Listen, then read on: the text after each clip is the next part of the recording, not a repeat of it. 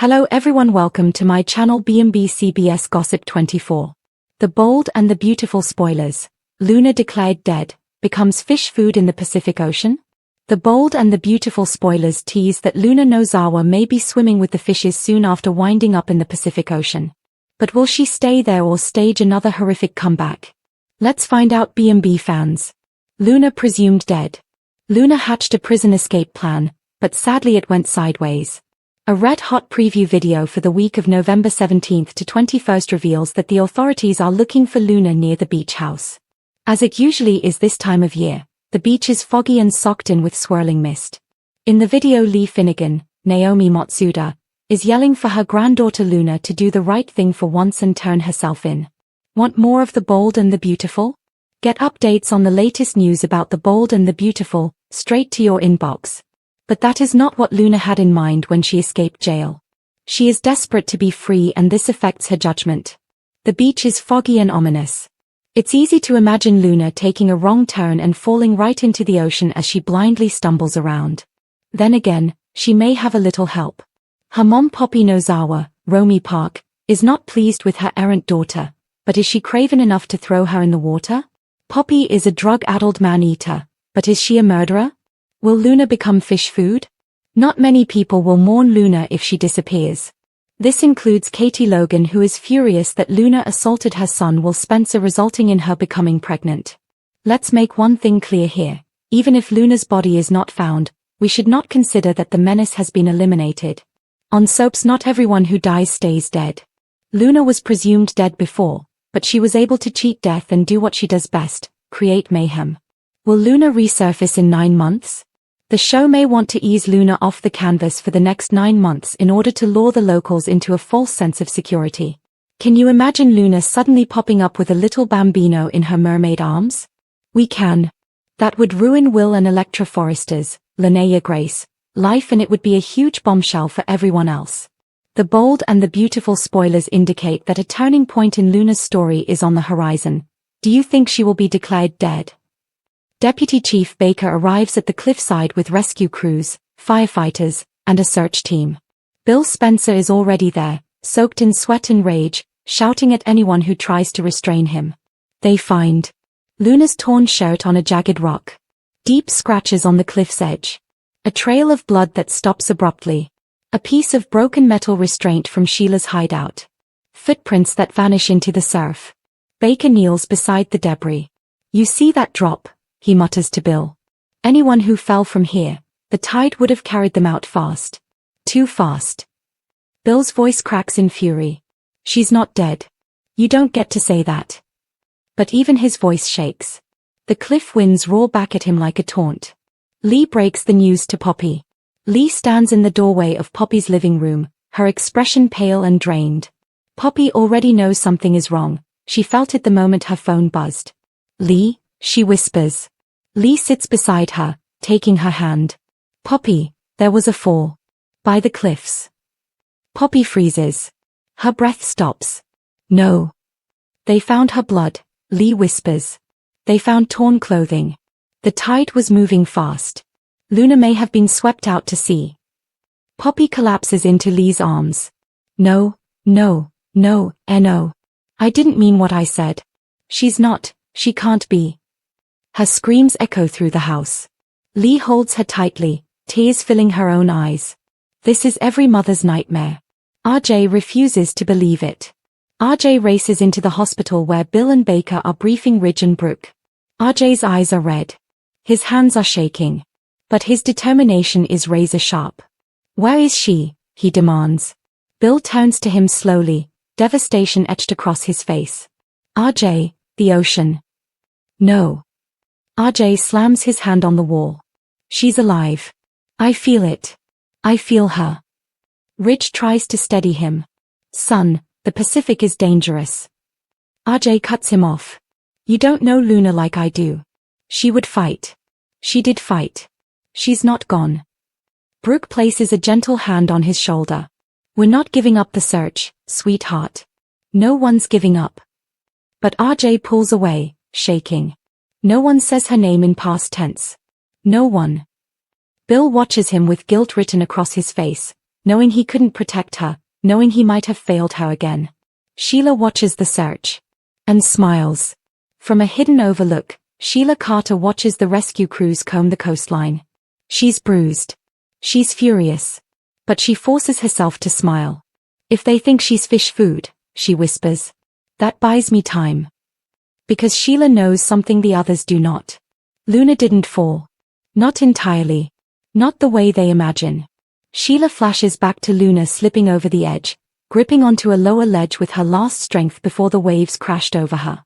Sheila reached for her. Luna slipped. Then the ocean swallowed everything. Sheila doesn't know if Luna lived. She doesn't know if Luna drowned. But she will not reveal that. Not yet. Let them grieve, she says. Let them think she's gone. The less they look, the better. Her eyes gleam with obsession. She wasn't ready to be mine. But when she comes back, she will be. The body that isn't found. Hours pass. Then a full day. Then 2. No body washes ashore. Not a scrap of clothing. Not a trace of DNA. Nothing. Deputy Chief Baker looks exhausted when he steps into the Spencer office where Bill waits alone. Bill, we've searched from Malibu to Point Dume. Coast Guard, lifeguards, divers. All with nothing. Bill shuts his eyes, jaw trembling. Baker continues softly. At this point, we have to consider the possibility that Luna Nozawa didn't survive the fall. Bill hits the desk, grief exploding out of him. Don't say that, he roars, voice breaking. She's out there. She's waiting. She needs us. The silence that follows is suffocating. Poppy's breakdown. Poppy visits the cliffs alone. The wind howls around her as she kneels by the rocks. She sobs into her hands. I'm so sorry, baby. I didn't mean it. I didn't mean it. Please don't be gone. Lee approaches quietly, wrapping an arm around her. You don't know she's gone, Lee says softly. You don't know. But Poppy collapses again, whispering. I killed her, with my words. The final twist. The episode ends on a powerful final image. A piece of driftwood floats in the surf. Then, a hand. A pale, shaking hand gripping the wood. Trying to survive. Fighting. The camera pans upward. And Luna's face emerges from the water. Blue lips. Weak breath. Eyes barely open. But alive. Barely. She drifts toward a distant beach cove, almost unconscious. A limp hand clutches a floating branch as the tide pulls it closer and closer to a hidden cove, isolated, wedged between 2 cliffs, impossible to see from the main coastline. Then the water sweeps something large onto the shore. Luna. Her body rolls with each wave until she's deposited onto the wet sand, half conscious, freezing, her breath shallow but present. Her hair is plastered to her face. Her clothes ripped. Sand sticks to her hands, her cheek, her chest. She tries to push herself up, but collapses. A faint whisper escapes her lips. Jay. Then darkness swallows her again. The ocean continues to roll in and out beside her, washing foam across her legs. She is alive. Barely. But she won't be for long unless someone finds her. And someone will. Just, not the person anyone expects. A figure in the distance. Footsteps crunch along the sand. Boots. Deliberate. Confident. On a mission. The figure emerges from behind a rocky outcrop, a tall silhouette moving with purpose. Broad shoulders. Sandy hair. A guarded, determined expression. Not Bill. Not RJ. Not a prison guard. It's Wyatt Spencer. Wyatt, who had been trying to clear his head with an early morning drive along the coast, drinking coffee and thinking about how insane his family had become lately. He decided to take a detour and walk one of the more hidden beach trails to decompress. He did not expect to find a body. As he approaches, he freezes. His coffee cup drops into the sand. Oh my. Luna. He rushes to her, kneeling beside her. Luna. Hey, can you hear me? She doesn't respond. Her breathing is shallow, irregular. Wyatt's eyes widen in panic. Okay, no, this is not happening. He touches her face, recoiling at how cold she is. You're freezing. God, Luna. He shrugs off his jacket instantly and wraps it around her trembling body. He curses under his breath. Bill. Bill is gonna lose it when he hears about this. He pulls his phone from his pocket, but there's no service. Not a single bar. Perfect. Of course not. He looks around frantically. The steep cliffs block all signals.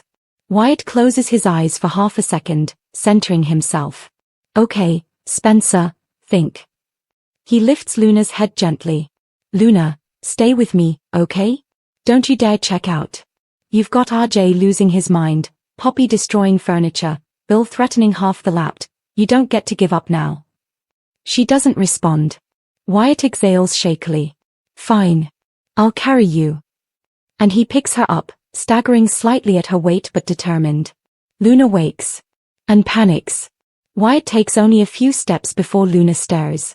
Her eyes open just a sliver, unfocused and terrified. She gasps sharply and begins to struggle weakly against his arms. Luna, stop. It's me. It's Wyatt. But she doesn't hear him. All she sees is a blurry figure holding her. All she remembers is being dragged by Sheila. No, let me go, let me go. Wyatt tightens his grip, trying to calm her. Hey, you're safe, okay? You're safe. It's Wyatt. Bill's son. You know me. Luna's breathing becomes frantic. Sheila, she whispers, voice broken. Wyatt goes still. His heart drops into his stomach. Sheila did this to you. Luna tries to speak, but her voice is ragged, barely more than a rasp. She took me. I fell. I couldn't. Wyatt shakes his head, fury igniting behind his eyes. That woman. That monster. He lifts Luna again. You're safe now. I swear it. But Luna grabs the collar of his shirt with trembling fingers. No. Her voice is desperate, urgent. She's coming back. Wyatt freezes. What? Luna's eyes widen with terror. She's not done. Wyatt's blood runs cold. He sweeps his gaze across the beach, suddenly aware they are horribly exposed. Okay, he whispers, swallowing hard. Then we move. Right now. The race up the cliff path. Wyatt carries Luna up the steep, narrow path carved into the rock. Gravel slides beneath his shoes. Luna clings to him weakly, teeth chattering from cold. Almost there, he mutters. Just hang on. But halfway up, Luna's head drops against his shoulder. Wyatt pauses. Luna? Luna, hey, stay awake. She doesn't. Her breathing is faint again. He panics, lifting her higher in his arms. Okay, it's fine. You're fine. You're gonna be fine. Behind him, the ocean crashes louder. He glances over his shoulder. And his heart stops. A lone figure stands at the far end of the beach. Watching him. Watching them. It's too far to see the face clearly. But the stance. The silhouette. Wyatt knows. Sheila, he whispers. And she isn't chasing. She's waiting. Planning. Smiling. Wyatt turns and nearly runs up the path. The car. Reaching the top, Wyatt fumbles for his keys, nearly dropping them as he yanks the passenger door open. He lays Luna across the seat, buckles her in, checks her pulse, still there, then sprints to the driver's side. He slams the door shut. Starts the engine. Breathes once. Then floors it. The tires spit dust as the vehicle tears away from the cliff. Wyatt glances back. Sheila is still standing at the edge, watching them leave. Her smile is chilling. She mouths something. Wyatt can't hear it. But he can read it. Round 2, sweetheart. He shudders. Luna whispers his name. As Wyatt speeds down the coastal road, Luna stares again, her voice faint but clear. Jay. Wyatt squeezes the steering wheel. I'm getting you to him, he promises, voice thick with emotion. I'm getting you to all of them. And then Bill is going to finish what he started. Luna's eyes flutter. And for the first time, she whispers something new. Sheila, she didn't want me to die. Wyatt's eyes widen. What? But Luna slips unconscious again before she can explain. Wyatt looks ahead, jaw tightening. Oh, Luna, what did she do to you? Somebody. I need a doctor, now. Nurses sprint toward him, taking Luna onto a gurney. She's pale, freezing, clothes torn, lips blue. A doctor checks her pulse. Hypothermia. Severe dehydration. Possible concussion. He stops suddenly. Wait, what is this bruising? Wyatt tries to follow, frantic. Sheila Carter had her. She fell off a cliff. Please, just save her. They wheel Luna away as Wyatt stands there, shaking, covered in ocean spray and sand. And then, a familiar voice cuts through the chaos. Wyatt. Bill Spencer storms in like a hurricane, eyes wild, breath ragged.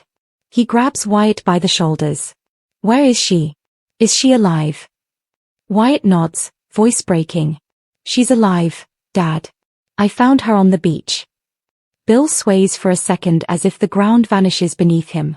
Then, fury, tears, relief, all boiling inside him at once. Take me to her, Bill commands, his voice gravel and grief. But the nurse steps between them. Mr. Spencer, you'll need to wait. She's critical. Bill's jaw clenches. I don't wait when it comes to my family. Wyatt puts a hand on his arm. Dad, let them work. Bill forces himself to stop. Barely. Then he sees something on Wyatt's shirt. Blood. Is that? Bill whispers. Wyatt nods.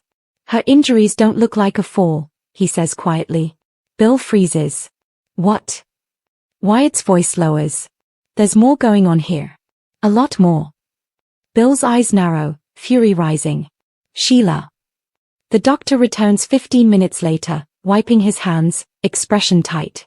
Bill rushes him. How is she? Is she stabilizing? The doctor hesitates. She's alive, for now. We've treated her hypothermia and administered fluids. Bill exhales, shaky. Let me see her. But the doctor raises a hand. Before that, there's something you need to hear. Wyatt frowns. What is it? The doctor glances between them, serious, almost disturbed. Luna does not have injuries consistent with falling off a cliff. Bill goes still. Wyatt's breath catches. What does that mean? Wyatt asks. The doctor sighs. There are bruises around her arms and wrists, not from impact, but from restraint. Long-term restraint. Days. Bill's heart stops. What else? He rasps. The doctor continues. Her shoulders show strain from being pulled, not yanked by ocean current. Pulled by a person. Bill's rage ignites like gasoline. Say her name, he demands. The doctor blinks. Whose name? Bill steps forward, eyes burning. Sheila Carter. Say it. The doctor looks uneasy. We don't know exactly who caused the injuries. Bill roars. It was Sheila. The nurse at the desk jumps. Wyatt grabs Bill's arm. Dad. Bill is shaking with fury. She held her hostage. She chased her. She made her jump. She nearly drowned her. His voice grows quieter but more deadly. And she's still out there. RJ storms into the hospital, breathless, panicked. He spots Wyatt first. Where is she? Wyatt, where is she? Wyatt tries to speak, but RJ pushes past him, heading for the hallway. Bill steps in front of him. RJ. RJ's voice breaks instantly. Bill, please. I need to see her. I need to. Bill softens, tears suddenly in his eyes. She's alive. RJ crumples into Bill's chest, sobbing with relief. Bill holds him tightly. She's alive, son, but she's hurt. RJ pulls back, wiping tears with shaking hands. Hurt? How hurt? Wyatt answers softly. Not from the fall. RJ's head snaps toward him. What? The doctor said. Wyatt hesitates. She was restrained. Held. Dragged. RJ's face shifts from heartbreak to horror. And then, to rage. Sheila, RJ whispers. Bill nods slowly. Sheila. RJ's voice shakes violently. She did this to her. And she's still out there. Bill steps closer, placing a hand on RJ's shoulder. Which is why I need you calm right now. RJ shoves the hand away. Calm? Calm. His voice cracks in agony. She almost died. Bill's expression is shattered and determined at once. I know. And I swear to you, I will end this. The monitor beeps steadily. Luna lies under warm blankets, oxygen tubes in her nose, hair damp from the ocean, bruises peeking from under the gown. Tiny. Fragile. Barely breathing. Bill enters first. He stands at her bedside, heart breaking all over again. He brushes a strand of wet hair from her cheek. Oh, Luna, he whispers. You fought so hard. Wyatt stands behind him, silent. Then RJ enters, and his knees buckle. He grabs Luna's hand and presses it to his forehead. I'm so sorry, he whispers. I should have found you sooner. I should have known. His voice breaks. Bill watches him, and feels a surge of protectiveness he didn't expect. For Luna. For RJ. For all of them. The doctor reappears in the doorway. There's something else. All three men turn. The doctor steps inside, expression tense. Luna's blood work shows traces of a substance. Bill stiffens. What kind of substance? The doctor hesitates. We're still analyzing it. But it appears to be something that could alter emotional response. Increase suggestibility. Heighten panic or attachment. Wyatt's eyes widen. RJ's breath stops. Bill's jaw drops. You're telling me, Bill whispers, shaking, that Sheila drugged her mind. The doctor doesn't deny it. We're working to identify the exact compound, Mr. Spencer. But her symptoms, they're not typical trauma responses. RJ grips Luna's hand harder. Sheila didn't just hurt her, he says, voice trembling with rage. She tried to control her. Bill closes his eyes, something dark settling into place. A promise. A vow. A warning. When he opens them again, they are filled with fire. Sheila Carter, he growls, has declared war on this family. His voice drops, deadly. And I will end it.